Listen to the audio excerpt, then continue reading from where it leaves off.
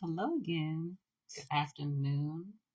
This is Myesha Marie coming to do our reading the Bible together for this terrific Thursday.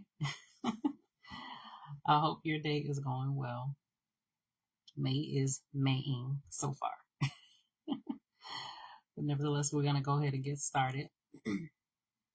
Deuteronomy Chapter 22 from the New Living Translation. If you see your neighbor's ox or sheep or goat wandering away, don't ignore your responsibility. Take it back to its owner. If its owner does not live nearby or you don't know who the owner is, take it to your place and keep it until the owner comes looking for it. Then you must return it. Do the same if you find your neighbor's donkey, clothing, or anything else your neighbor loses. Don't ignore your responsibility. If you see that your neighbor's donkey or ox has collapsed on the road, do not look the other way. Go and help your neighbor get it back on its feet. A woman must not put on men's clothing, and a man must not wear women's clothing. Anyone who does this is detestable in the sight of the Lord your God.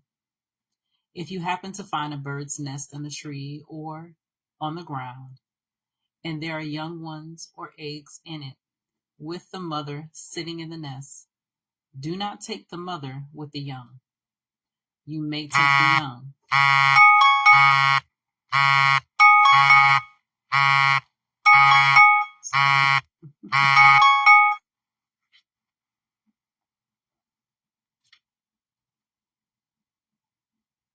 All right.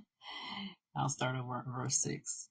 If you happen to find a bird's nest in a tree or on the ground, and there are young ones or eggs in it with the mother sitting in the nest, do not take the mother with the young.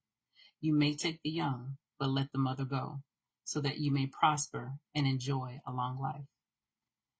When you build a new house, you must build a railing around the edge of its flat roof. That way you will not be considered guilty of murder if someone falls from the roof. You must not plant any other crop between the rows of your vineyard. If you do, you are forbidden to use either the grapes from the vineyard or the other crop. You must not plow with an ox and a donkey harnessed together. You must not wear clothing made of wool and linen woven together. You must put 4 tassels on the hem of the cloak with which you cover yourself on the front, back, and sides. Suppose a man marries a woman, but after sleeping with her, he turns against her and publicly accuses her of shameful conduct, saying, "When I married this woman, I discovered she was not a virgin." Then the woman's father and mother must bring the proof of her virginity to the elders as they hold court at the town gate. Her father must say to them, "I gave my daughter to this man to be his wife, and now he has turned against her. He has accused her of shameful conduct, saying, 'I discovered that your daughter was not a virgin. But here is the proof of my daughter's virginity.'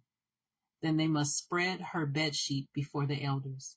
The elders must then take the man and punish him. They must also fine him 100 pieces of silver, which he must pay to the woman's father because he publicly accused the Virgin of Israel of shameful conduct. The woman will then remain the man's wife, and he may never divorce her.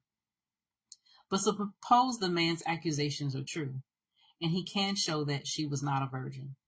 The woman must be taken to the door of her father's home, and there the men of the town must stone her to death, for she has committed a disgraceful crime in Israel by being promiscuous while living in her parents' home.